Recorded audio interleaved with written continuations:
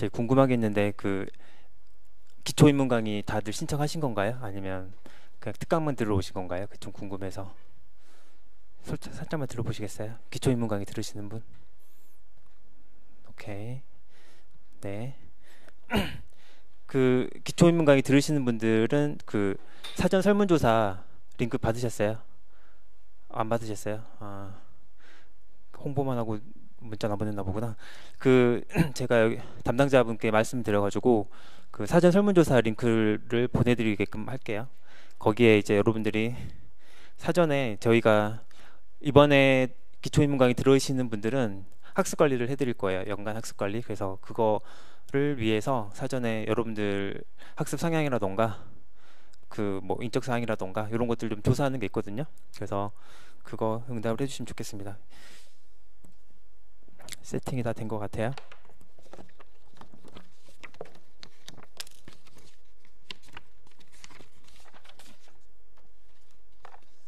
지체되긴 했는데 지금 시작해 볼게요.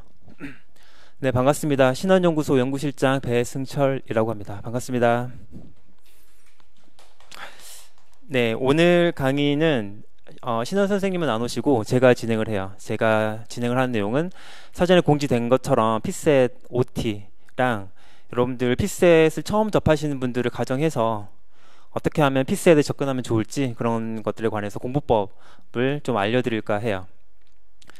제가 마련한 강의안은 제가 대학에서 강의한 내용을 좀 참고해가지고 가져온 거거든요.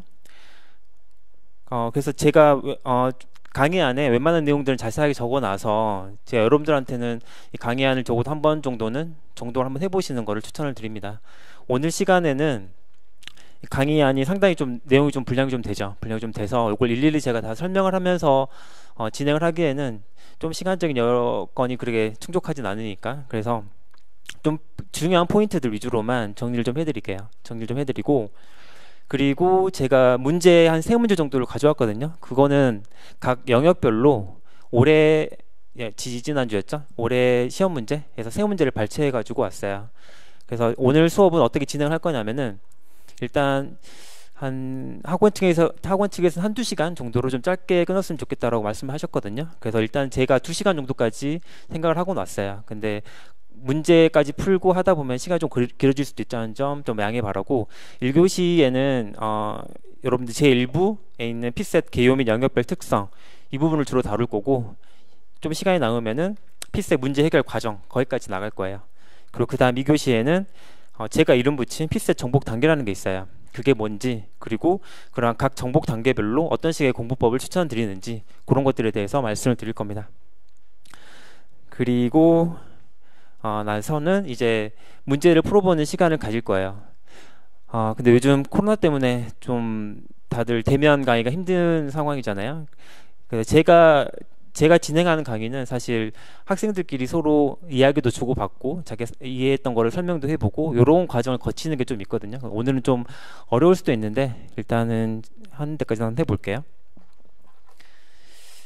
자, 여기 수업 들으시는 분들은 피셋에 이제 처음 진입하시는 분들이 대부분인가요? 그걸 일단 확인하고 싶은데 피셋을 처음 입문하신 분들이라면 아마 주변에서 많은 얘기들 들으셨을 거예요. 피셋은 어떤 시험이고 어떤 식으로 공부를 해야 되고 또 뭐 어떤 점수를 올리려면 어떻게 접근을 해야 되고 또 어떤 분들은 피셋은 이건 해도 안 된다, 타고난 사람이 있다, 그런 말도 많이 들으셨을 거예요. 처음 진입한 분들에게 제가 말씀드리고 싶은 거는 다른 거 다 떠나서 이 피셋이라는 시험이 어떤 시험이고 시험 취지가 뭐고 목적이 뭐고 그리고 이 시험을 통해서 검증하려고 하는 게 무엇인지 요걸 좀 명확하게 알고 가시는 게 꼭 중요하다라고 저는 생각을 합니다. 이따가도 계속 제가 반복해서 말씀드리겠지만 피셋이라는 시험은 여러분들이 이게 적성 시험인 거지 자격증 시험이 아니에요.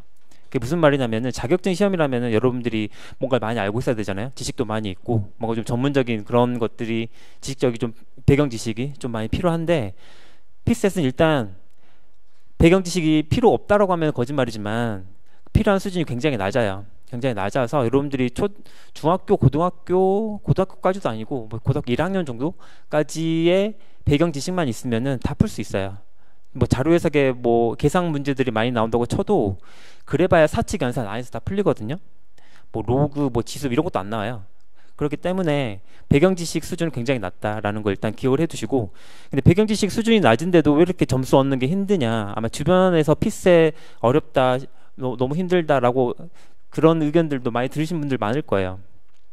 가장 문제가 뭐냐면은 이 시험은 시간 싸움이에요. 여러분들이 제한된 시간 안에 많은 문제를 풀어서 많은 문제를 맞추는 그런 시험이다 보니까 그 부분이 좀 어렵거든요. 그래서 그런 부분을 이제 여러분들이 어떻게 접근을 하면 좋을지에 대해서 제가 조금씩 짚어드릴까 합니다. 자, 그리고 사실 제가 오늘 강의 때 드리고 싶은 말씀 되게 많거든요. 제가 드리고 싶은 그것들만 좀 키워드만 정리해도 한 30가지가 되더라고요. 근데 이걸 다 전해드릴 수는 없어서 진짜 핵심적인 부분만 골라서 드리도록 할게요. 자, 일단 강의안을 보면서 같이 얘기를 해볼게요.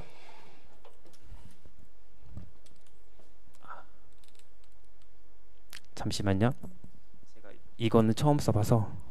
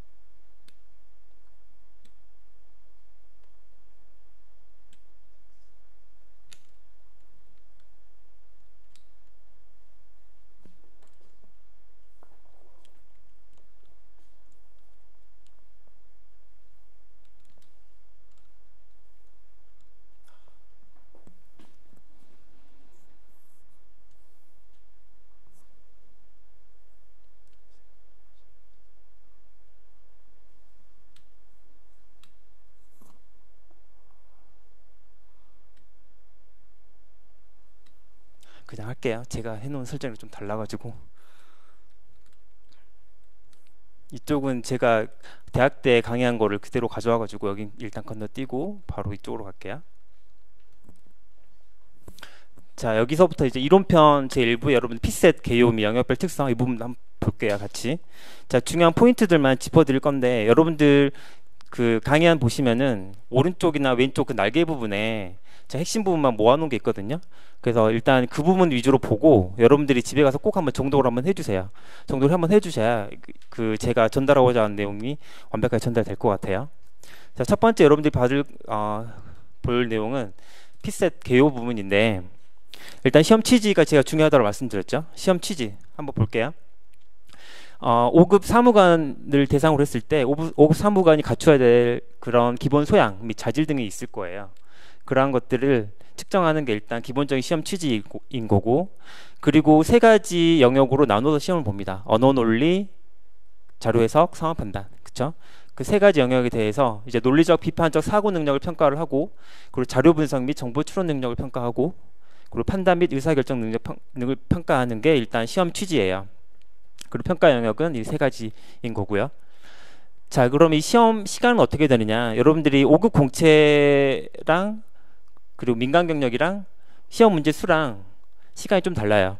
그래서 우리 5급 공채 같은 경우는 여기 나와 있죠. 40문항에 90분이고, 그리고 민간 경력 같은 경우는 25문제 60분이에요. 그래서 여러분들이 만약에 40문제를 다 푼다, 5급 공채 기준으로 얘기할게요. 40문제를 90분 안에 다 푼다라고 한다면은 한 문제당 거의 한 2분 10초까지 2분 10초까지 딱 빽빽하게 쓴다면 한 2분 10초까지 쓸 수 있어요. 근데 여러분들 나중에 문제 풀어보시면 아시겠지만 모든 문제가 2분 10초 안에 다 풀리진 않아요. 물론 뭐 어떤 문제는 2분 안쪽으로 풀리기도 하겠죠. 근데 처음 문제를 여러분들 푸실 때에는 2분 안에 푸는 것도 굉장히 버거울 거예요. 어려운 문제들 같은 경우는. 그래서 일반적으로 시험 전략 어떻게 세웠냐면은 40문제를 다 풀진 않아요. 40문제 다 풀지 않고 이 중에서 한 90% 정도? 90% 정도 풀고 정답률을 뭐 90% 선으로 유지를 한다거나, 아니면은 나는 한 80%만 풀래. 대신에 정답률은 거의 100% 가깝게. 두 개 방식 하면은 전체 한 80점 정도 나오거든요. 이런 식으로 접근을 하면은 80점만 받아도 거의 합격권이라고 보시면 돼요. 각 과목별로. 근데 80점도 사실 좀 어렵죠. 쉽진 않은 점수예요. 올해 시험 같은 경우는 여러분들 뭐 여기저기 전에 들으셨겠지만 쉽진 않았던 시험이었던 걸로 보이고, 뭐 70점 중반 정도로 합격선을 예측하시는 분들이 좀 있는 것 같아요. 아직 뭐 나온 건 없지만 그런 것만 봐도 여러분들 한 80% 정도만 맞춘다라고 생각하면은 충분히 합격해요. 충분히 합격하기 때문에 그런 식으로 접근을 해주시면 되고, 그럼 이제 여러분들 90% 정도를 문제를 풀겠다, 한 4문제 정도 버리는 거예요. 40문제 중에 4문제. 그러면은 그때는 여러분들 한 2분 25초 정도까지는 좀 넉넉하게 확보가 돼요. 그리고 80% 정도까지 늘린다. 그럼 제가 한 2분 40초 정도까지 되는 것 같아요. 어찌 됐거나 여러분들이 한 문제당 2분에서 2분 30초, 길게 보면 한 3분까지도 괜찮긴 해요. 왜냐면 아까 말씀드렸던 것처럼 어떤 문제는 좀 더 짧은 시간으로 풀 수가 있는 문제들도 있으니까. 그래서 피셈 문제는 평균적으로 2분에서 3분 안에 풀어야 된다. 요것만 일단 기억을 해두시고, 여러분들 문제 푸실 때 항상 이 시간을 염두에 두세요. 뭐 물론 처음에 문제 풀 때는 뭐 4분, 5분 막 넘어가기도 할 거예요. 근데 괜찮아요. 그것도 괜찮아요. 어차피 처음 접하는 거니까 익숙하지 않으면 부를 수 있거든요. 여러분들이 이제 이론을 배워 나가고 여러 문제를 풀어 나가고 하시다 보면은, 그러면은 시간이 조금씩 단축되는 걸 좀 느끼실 거예요. 자, 아무튼 이렇게 말씀을 드렸고, 자, 그럼 이제 각 영역별 특성을 한번 가볼게요. 자, 먼저 언어 논리 영역은 여러분들 수능으로 비교하자면은 국어 영역이랑 비슷해요. 제시문을 주고서 이 제시문에 대해서 나와 있는 핵심 주제라던가 뭐 키워드라던가 이런 것들을 잘 연결해 가지고 내용이 옳게 설명이 되어 있는지 설명되지 않았는지 이런 것들을 묻는 문제들이 많이 나오죠. 그건 이제 언어 파트에 해당이 되는 문제인 거고, 그 외에 논리 파트에 해당하는 문제가 또 나오긴 해요. 그러니까 언어, 논리 해서 두 가지가 묶여 있는 내용이다 보니까 언어적인 부분이랑 논리적인 부분 나눠 가지고 문제가 출제가 됩니다. 그래서 보시면 아시다시피 언어 논리 영역은 문장의 구성 및 이해 능력, 논리적 사고력, 표현력, 추론 능력, 이 네 가지를 측정을 하죠. 측정을 하고, 여기 제가 제시했던 것처럼 문제 소재가 굉장히 다양해요. 제시문의 종류가 파트가 되게 다양해서 뭐 인문과학, 사회과학, 자연과학 모든 영역의 소재들이 문제로 출제가 될 수 있습니다. 이렇게 하는 건 이제 특정 전공자에게 유리하지 않도록 하기 위해서예요. 그래서 여러분들이 뭐 나는 뭐 과학 영역이 약해, 과학 영역은 소재가 나오면 나는 그냥 대충 보거나 넘길래, 뭐 그런 식의 전략도 뭐 나쁘진 않을 수 있는데, 근데 그런 식의 문제가 어느 한 해 몰려서 출제가 될 수도 있어요. 그래서 이런 언어 영역 같은 경우는, 언어 논리 같은 경우는 여러분들이 다양한 제재를 많이 평소에 접하는 게 좋아요. 그렇기 위해서 추천드리는 학습 방법이 여기 보면 나와 있죠. 풍부한 독서를 많이 해주시면은 그게 이제 일종의 배경 지식이 쌓이는 거거든요. 제가 처음에 물론 배경 지식이 그렇게 중요하지 않은 시험이라고 말씀을 드렸는데, 근데 뭐 예를 들어서 과학이나 수학, 뭐 철학 이런 쪽은 사실과 실제 있었던 일과 실제 있는 일과 다른 거를 제시문으로 나오진 않거든요. 그게 무슨 말이냐면은 실제 과학적인 사실을 제시문으로 문제 출제를 해요.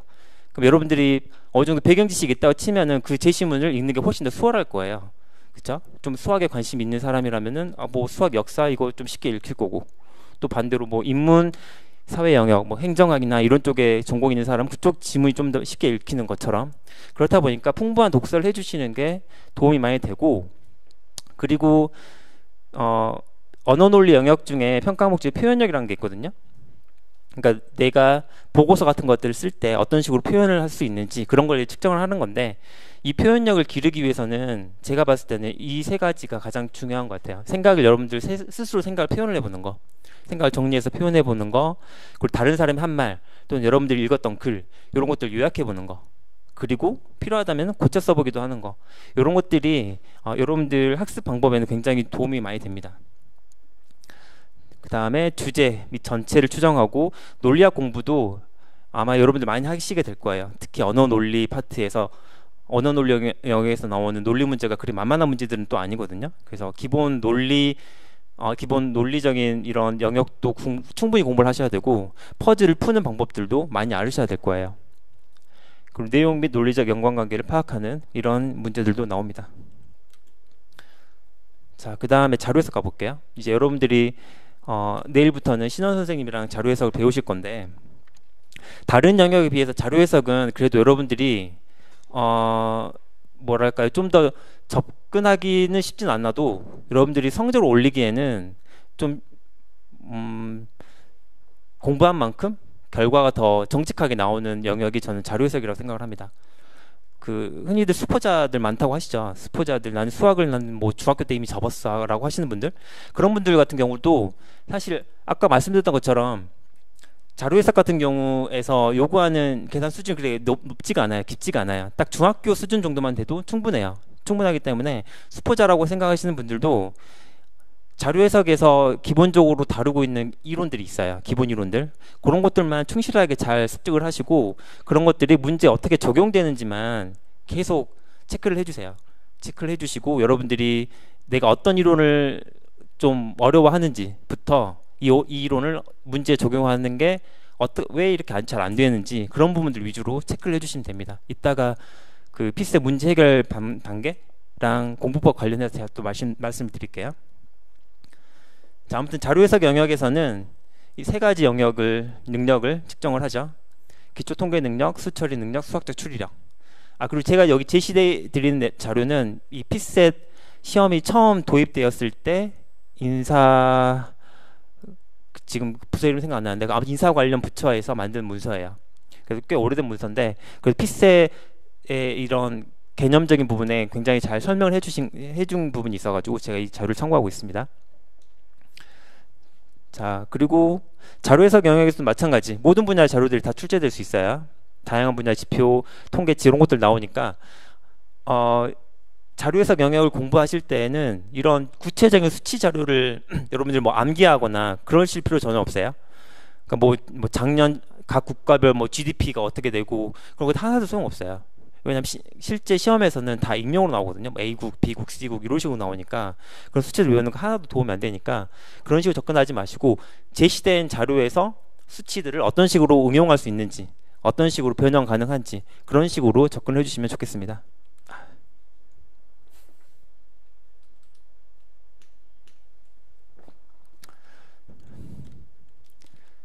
자, 그 다음에 쭉 넘어가서 학습 방법 가볼게요. 자, 학습 방법에 보시면은 일단 자료 해석 같은 경우는 여러분들 숫자에 좀 친숙해지셔야 돼요. 숫자, 통계 자료, 보고서, 차트 이런 거 좀 굉장히 친숙해지실 필요가 있어요. 그래서 통계 개념을 숙지하시고 통계 자료에도 관심을 가져달라. 통계 개념이라는 건 어떤 거냐면은 여러분들 뭐 평균, 뭐 중앙값, 뭐 최빈값, 그런 것도 있죠. 뭐 분산이라던가 뭐 도수분포표, 여러 가지 개념들이 있어요. 그런 개념들은 꼭 아셔야 돼요. 시험에 그래도 출제가 돼요. 물론 각주 같은 데에서 어떤 개념 같은 경우 설명해 주기도 하지만 이미 알고 있는 개념이라면은 굳이 각주이지 않더라도 문제 풀면서 바로바로 적용할 수 있으니까, 그래서 이런 통계 개념 같은 거 꼭 숙지를 하시고, 그리고 자료를 좀 비판적으로 이해하고 분석하고 평가하는 게 필요합니다. 왜냐하면 여러분들이 이제 차트를 보면서 차트 안에서 뭐 어떤 시점에서 가장 수치가 높았는지 낮았는지, 전년 대비 증가했는지 감소했는지, 증가했다면 얼마나 증가했는지, 이런 것들을 묻거든요. 이런 것들을 물으니까 여러분들이 평상시에 뭐 뉴스나 신문이나 이런 자료들 볼 때에도 그냥 넘겨보지 마시고, 그럼 이 자료 안에서는 최대값이 언제 나오겠네, 전년 대비 증가했겠네, 뭐 얼마나 증가했겠네, 이런 식으로 계속 생각을 해주시면은 자료에서 공부하는 데 굉장히 많이 도움이 돼요. 굉장히 많이 도움이 되니까 꼭 그렇게 접근해 주시면 좋을 것 같고, 그리고 자료를 직접 계산하고 조작하는 것도 많이 나오는 부분이니까 평상시 훈련해 주시면 좋습니다. 부분 간의 관계 파악, 규칙 이런 것들은 이제 여러분들이 제시된 자료가 전체적인 맥락이 어떻게 연결되는지를 아실 필요가 있거든요. 특히 이게 보고서라던가 표차트 변환형 같은 문제에서 보면은 이게 부분이랑 전체랑 어떻게 구성되는지에 대한 개념이 없으면은 함정에 빠지기 굉장히 쉽거든요. 그래서 그런 부분들은 이제 선생님이 수업 시간에 잘 짚어주실 것 같아요. 그리고 자료 요약 및 이용법 훈련이라던가 자료의 의미 및 기술 경향 이런 것들은 다 일반적인 거니까 여러분들이 확인해 주시면 되겠고, 네, 그 다음으로 상황 판단 가볼게요.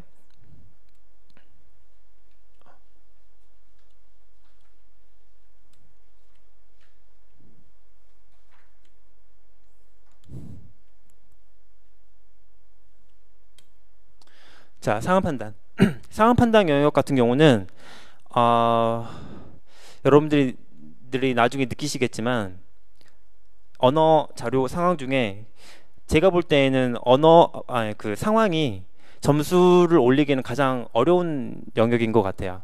근데 최근 기출 경향이 언어가 워낙 또 어렵게 나오다 보니까 그래서 언어도 좀 올리기 어려운 영역 아닌가라는 생각을 할 수 있는데, 상황 판단 영역 같은 경우는 가장 어렵게 만드는 게 이 영역에서는 퍼즐 같은 게 출제가 돼요.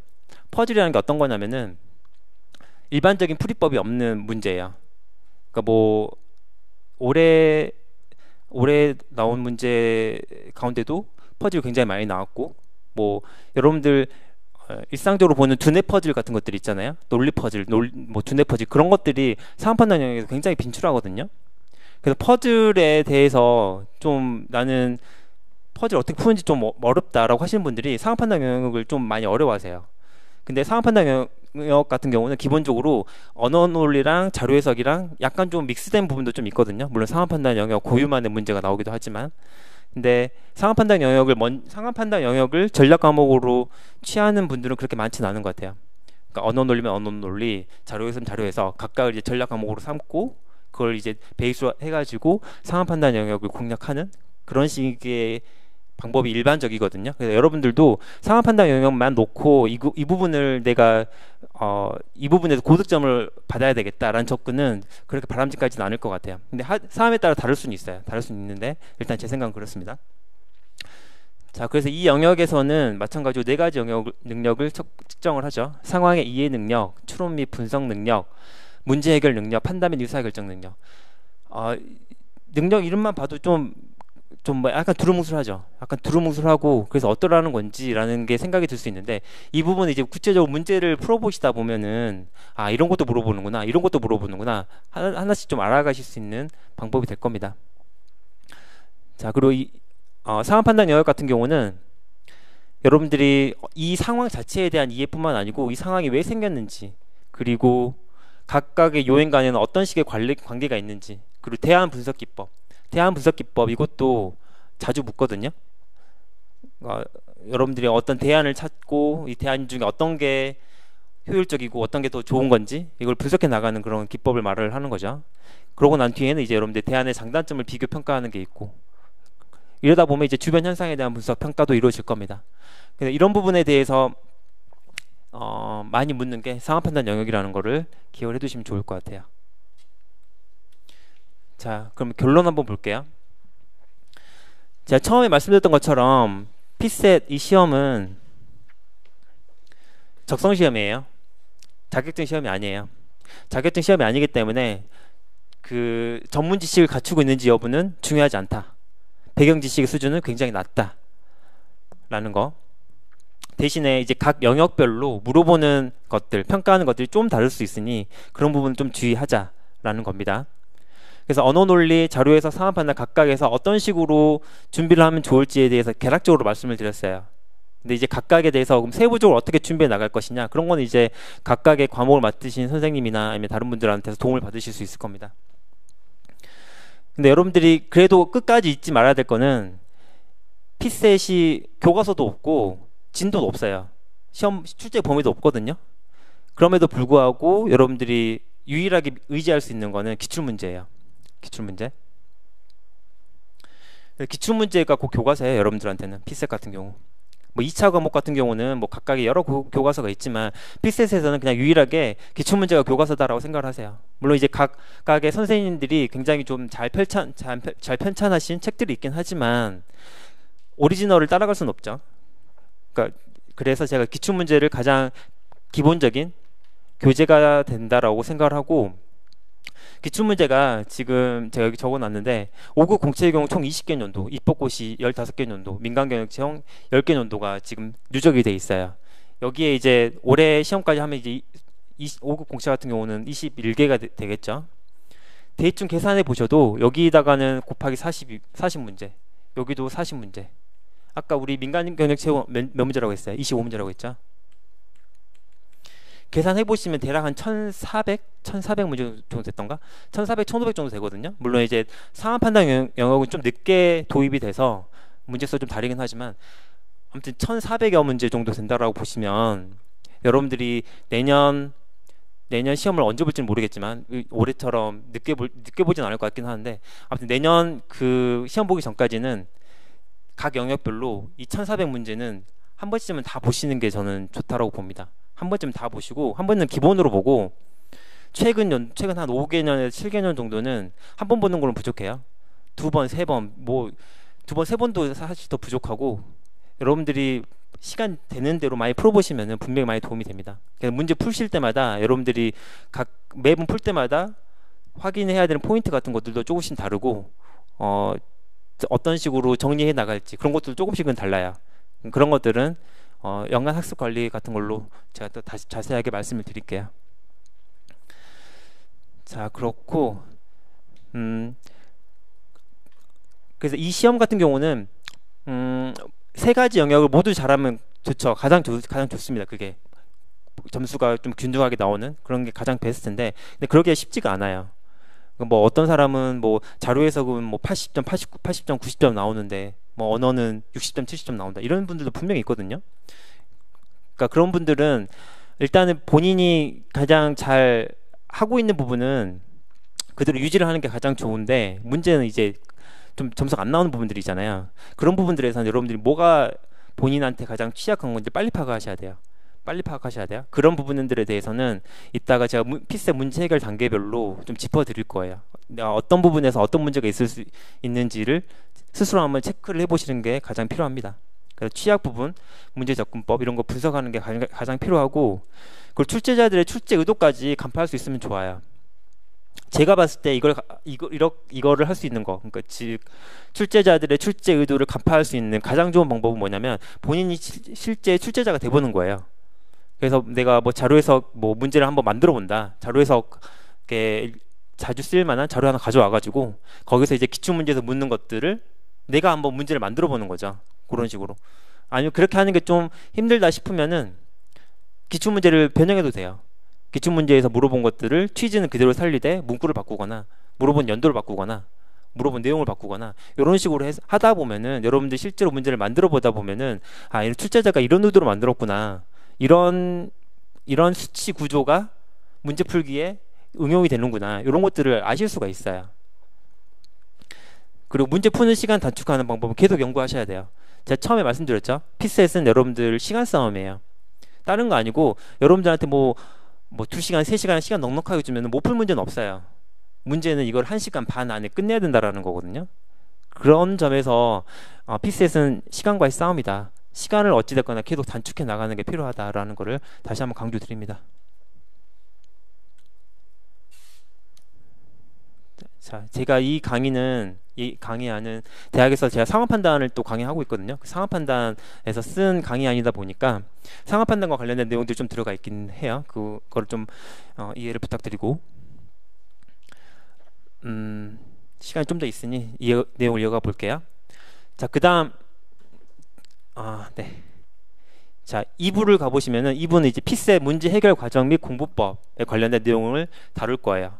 자, 여기서는 제가 말씀드릴 게 피셋 문제 구조가 어떻게 돼 있고, 그리고 피셋 문제 해결 과정이 어떻게 이루어져 있으며, 그걸 제가 이름 붙였다고 했죠. 피셋 정복 단계라는 게 뭐고, 그럼 각 정복 단계별로 공부법은 어떻게 진행되는지에 대해서 말씀을 드릴 겁니다. 자, 피셋 문제 구조 한번 봐볼게요. 자, 피셋 문제 구조는 그렇게 뭐 특별할 건 없어요. 어떤 문제도 두 종류 중 하나예요. 선지형 문제가 있고 또 하나는 보기형 문제가 있어요. 보기형 문제. 제가 오늘 여러분들한테 나눠드린 문제도 세 문제가 있었는데, 세 문제 중에 두 문제가 선지형이고 한 문제가 아마 보기형일 거예요. 각각의 문제가 접근하는 게 약간 좀 다르긴 해요. 약간 다른 게 선지형 문제 같은 경우는 물어보는 게 대부분 앞에 뭐라 적혀 있고 마지막에 뭐 옳은 것은 또는 옳지 않은 것은 해서 나와 있는 선지 5개 중에서 하나만 고르라는 거거든요. 하나만. 그래서 옳은 것은이라고 물었다면은 나머지 4개는 옳지 않은 거죠. 하나만 옳은 거고, 만약에 옳지 않은 것은이라고 물었다면은 그때는 이제 4개는 옳은 거고 하나는 옳지 않은 게 되는 거고, 그렇죠? 그래서 이렇게 여기 이제 법조 문형인데 일반적인 제시문이 제시돼 있고 그 제시문에 대해서 선지 구조로 나와 있을 때에는 이런 분들도 있으세요. 그러니까 발문이 옳은 것은으로 묻는 경우랑 옳지 않은 것은이라고 묻는 경우랑 좀 다르게 접근을 하는 거예요. 즉 옳지 않은 것은이라고 물었다면 아까 말씀드렸던 것처럼 4가지는 옳은 거잖아요. 4가지는 옳은 거니까 제시문 먼저 안 읽고 선지부터 읽어요. 그럼 선지 중에 대부분의 내용은 제시문에 있는 내용과 일치할 테니 제시문은 길잖아요. 제시문은 기니까 제시문에서 뭔가 키워드 핵심을 뽑아내는 것보다는 선지에서 뽑아내는 거죠. 선지에서 읽다가 이런 부분 이런 내용들이 나오는구나 참고만 하는 거예요. 물론 이건 뭐 이걸 이용해서 문제를 완벽히 풀 수 있다가 아니고 전체적인 내용 맥락이 어떻게 되는지를 이해하기 위해서 선지 내용을 참고를 한다라는 거예요. 근데 이게 만약에 옳은 것은이라고 물어버리면은 그렇게 하는 게 좀 힘들죠. 왜냐 그때 이제 4개가 옳지 않은 셈이 되니까 옳지 않은 걸 읽어봐야 뭐 문제 푸는데 큰 도움은 안 될 수 있으니까. 그러니까 그런 식으로 옳은 것은이라고 물었다면 그냥 제시문에 좀 더 중점을 두어서 접근을 하고 옳지 않은 것은이라고 했을 때는 선지 쪽에 좀 더 중점을 두고 접근을 하고 그런 식의 전략도 가능을 합니다. 제가 오늘 여러분들께 이런저런 말씀들을 많이 드릴 텐데 다 전달될지는 모르겠어요. 제가 말씀드리는 것 중에 한두 가지라도 건져 가신다고 생각하고 접근해 주시면 됩니다. 다 뭐 일단 뭐 메모는 해 놓으시되 아마 다 안 될 수도 있어요. 제가 말씀드리는 것들이 지금 처음 접하시는 분들 입장에서는. 자, 보기형 문제의 경우는 이제 보기가 한 4개, 5개 정도가 제시가 될 거예요. 3개에서 5개 정도 제시가 돼서 이제 그 안에서 옳은 것 또는 옳지 않은 것만을 모두 골라봐라 라는 문제예요. 그래서 기역, 니은, 디귿, 리을 뭐 이 문제의 풀이랑 상관없이 뭐 예를 들어서 뭐 기역, 니은, 리을이 맞았다. 그럼 답은 4번이 되겠죠. 이 문제 답이라는 건 아니에요. 근데 이 보기형 문제 같은 경우는 옳은 것 또는 옳지 않은 것 정답에 해당할 수 있는 후보가 2개 이상인 경우가 일반적이거든요. 그렇다 보니까 이 4개 중에서 2개 또는 3개씩 옳은 걸 지금 짝지어 놓은 거잖아요. 그렇다 보니까 선지 구조상 이 4개의 선지를 다 안 봐도 답이 나오는 경우가 있기는 해요. 뭐 예를 들어서 좀 전에 봤던 것처럼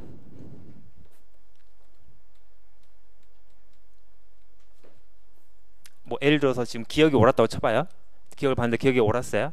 그럼 선지에서 기억은 여기 다 들어가 있으니 그러면 나머지 니은, 리을, 디귿 이렇게 나와 있는데 자 만약에 좀 공격적으로 선지를 접근한다고 봐요. 공격적으로 나는 뭐 한번 디귿을 한번 봐보자. 디귿이 맞을지 안 맞을지 모르겠지만 만약에 디귿을 봤는데 디귿이 옳았어요. 옳았다고 가정해봐요. 그럼 이 경우에는 답은 5번으로 바로 나오죠. 그쵸?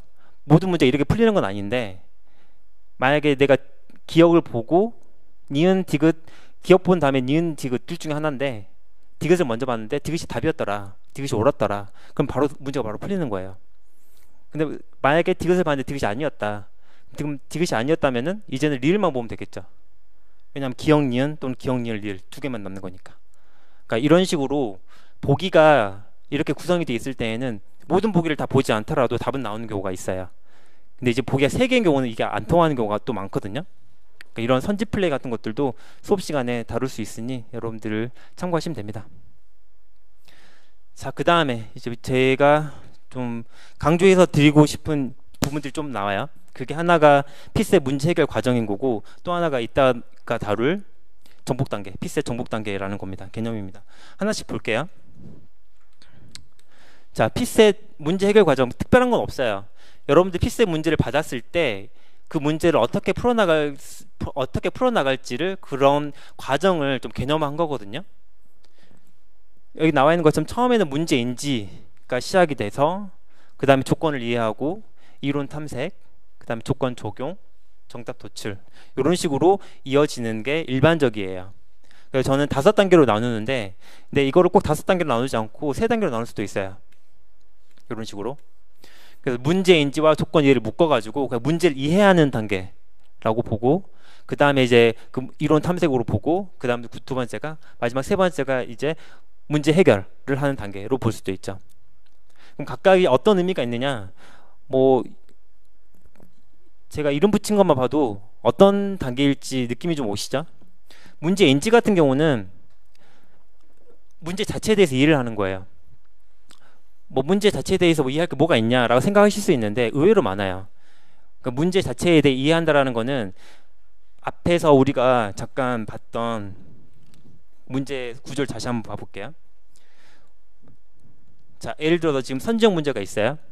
선지형 문제에서 여러분들이 문제 구조를 보면은 처음에 나오는 게 발문이 나오죠. 발문. 뭘 물어보는지에 대한 발문이 나오고, 그 다음에는 자료가 나와요. 여기는 지금 법조문이 제시문으로 형태로 나와 있고, 그 다음에 이제 지문, 선지가 나오죠.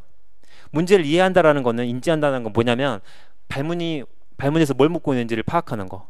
그게 하나가 있고, 어떤 자료가 제시됐는지, 자료의 구체적인 내용까지 몰라도 돼요. 구체적으로 아는 건 그 다음 단계니까. 여기서는 법조문이 나왔구나. 법조문에서는 그러면은 법조문이 나왔다라고 보는 순간 그 다음 바로 이론 탐색으로 넘어가셔야 돼요. 법조문에서 자주 나오는 개념들이 뭐지? 법조문에서 주의해야 될 것들이 뭐고, 그리고 법조문에서는 어떤 점들을 중점적으로 봐야 되는지, 이런 것들을 바로 이어나갈 수 있어야 된다라는 말씀입니다. 그래서 여기서 보시는 것처럼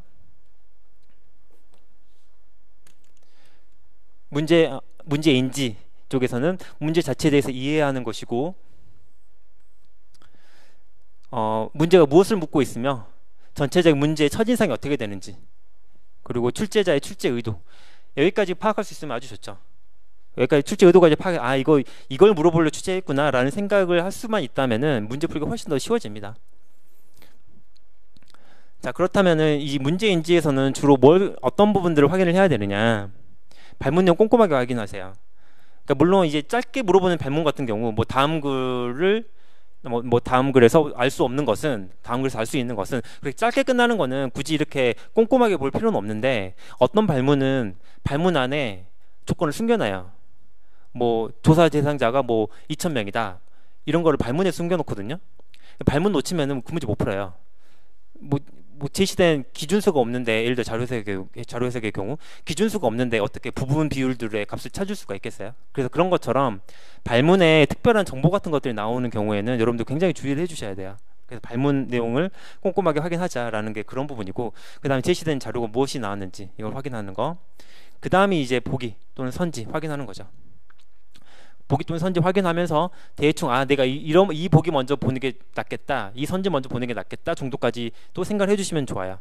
그게 일종의 그 문제 난이도 측면에서 걸을 수도 있는 것이고, 아니면은 자료에서 어떤 부분에 좀 더 꽂혀가지고 그 부분과 연관된 보기나 선지가 보인다면 그거 먼저 푸셔도 되는 거죠. 그래서 이런 식으로 여러분들 문제 푸는 거는 다양한 방법이 있기 때문에 어느 하나로 정해서 말씀드릴 수는 없어요. 자, 그 다음 발문에 나와 있는 정보들, 제가 말씀드렸던 부분들이죠. 자료에 대해서 간략하게 설명을 하는 경우가 많고, 그리고 자료를 통해 뭘 묻는지 실제 질문 내용이 나오죠. 그리고 문제를 풀기 위한 핵심 정보 및 단서들도 나와요. 여기 아래에 제가 예를 든 거 보시면은 상황 판단의 경우는 다음 글을 근거로 판단할 때 보기에서 옳은 것만 모두 고르면, 다음 글과 상황을 근거로 판단할 때 옳은 것, 이건 굉장히 일반적인 발문이에요. 여기서 특별한 정보를 얻을 게 없어요. 얻을 게 없는데, 세 번째 발문 같은 경우도 이쪽 단 이게 단서를 나타내는 거거든요. 이런 거 나오면 굉장히 좀 주의를 하셔야 되고, 그리고 그 다음 발문들 같은 거 보면은 이제 구체적으로 뭘 묻는지가 나오죠. 여기 옳은 거냐 옳지 않은 거냐 그걸 묻는 게 아니고, 그 다음 질문에서는 갑이 구매해야 할 재료와 그 양, 캐롤 음원료로 지불해야 하는 최대 금액, 방에 출입한 사람의 순서, 이런 것들 놓치시면은 여러분들 문제 다 풀면서도 헷갈려요. 그래서 결국 뭘 구하라는 거지 하면서 다시 문제 보고 하는 경우가 생기니까, 처음에 문제 보실 때 문제인지 제대로 해놓으시면은 이런 부분들에서 시간을 좀 세이브할 수 있을 겁니다.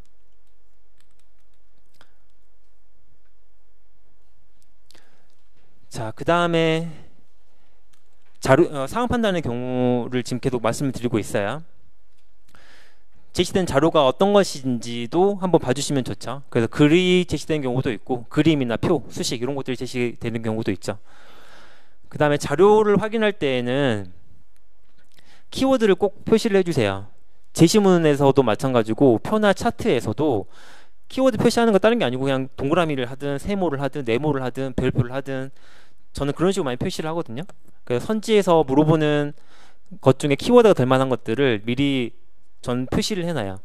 동그라미는 동그라미, 세모면 세모 그런 식으로. 그럼 이제 여러분들이 단어를 읽는 것보다 시각화된 도형으로 확인을 하는 게 어찌 보면 더 빠르게 문제를 풀 수 있는 방법 중에 하나니까 그것도 한번 확인해 보시면 좋을 겁니다. 자, 그래서 제가 이 부분을 다 자세하게 설명드릴 수는 없어요. 여러분들 다시 한번 정도 한번 해드리라고 말씀을 드리고 싶고, 선지 같은 경우는 여기 선지형 문제 같은 것들 쭉 보시면은 자, 보기 및 선지에서 확인할 때 좀 확인해 주시면 좋을 만한 것들이 쉬운 지문을 먼저 확인을 하세요.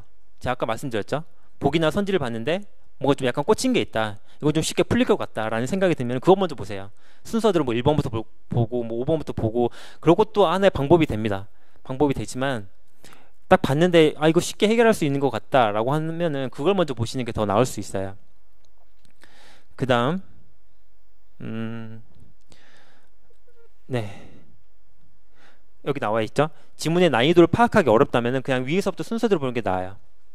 내가 봤을 때 이 문제는 내가 좀 풀만할 것 같아, 좀 난이도가 좀 쉬울 것 같아 라는 생각이 든다면은 지문을 선택적으로 공략을 하고 딱 봤는데 가늠이 안 된다, 그럼 그냥 우직하게 1번부터 보든 5번부터 보든 순서대로 보세요. 순서대로. 이거 괜히 또 약간 섞어서 보다가 답만 다 피해갈 수도 있거든요. 그것도 주의를 하시고 핵심이 되는 키워드 표시하는 거 말씀드렸죠.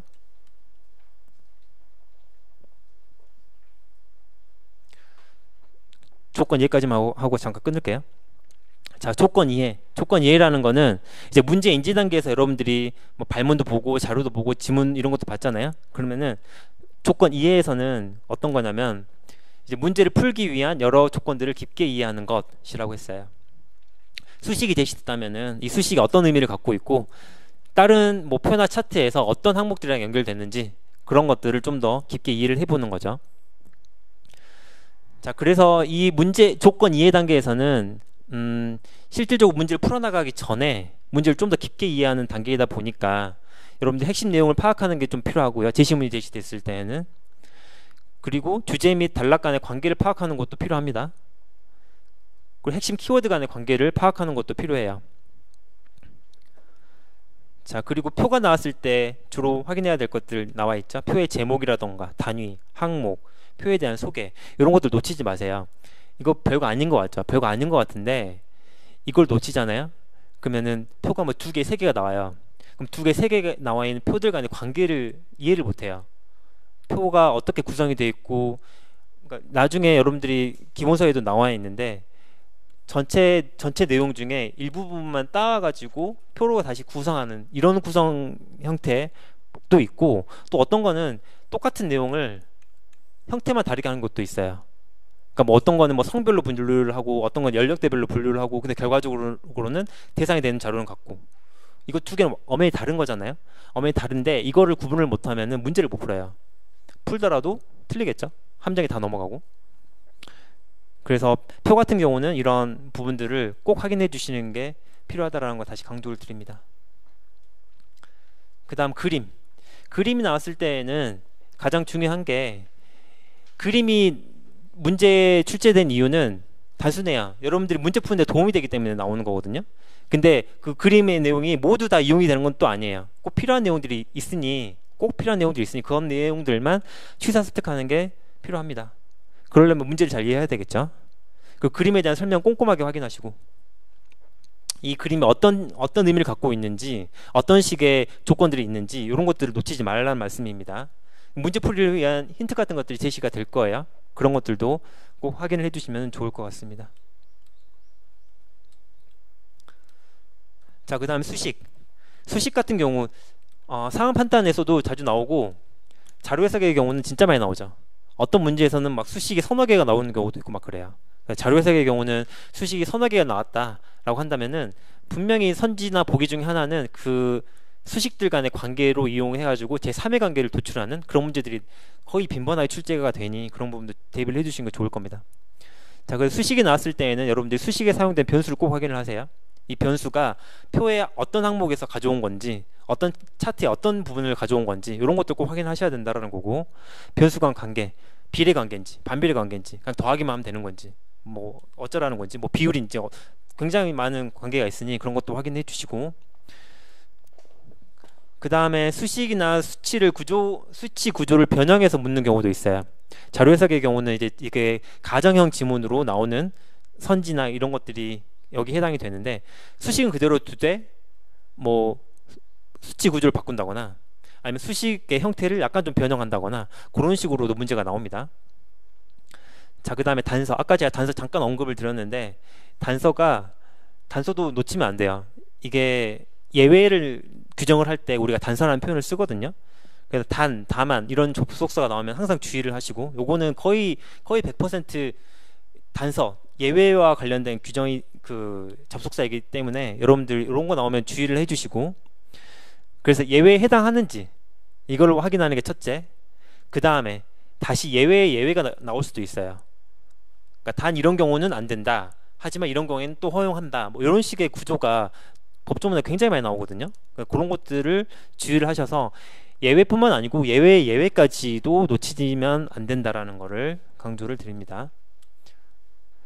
네, 여기까지 하고 잠깐 끊고 2교시 때 이어갈게요. 혹시 뭐 질문 있으시면은 제 쉬는 시간 여기 있을 테니까 질문하시면 됩니다.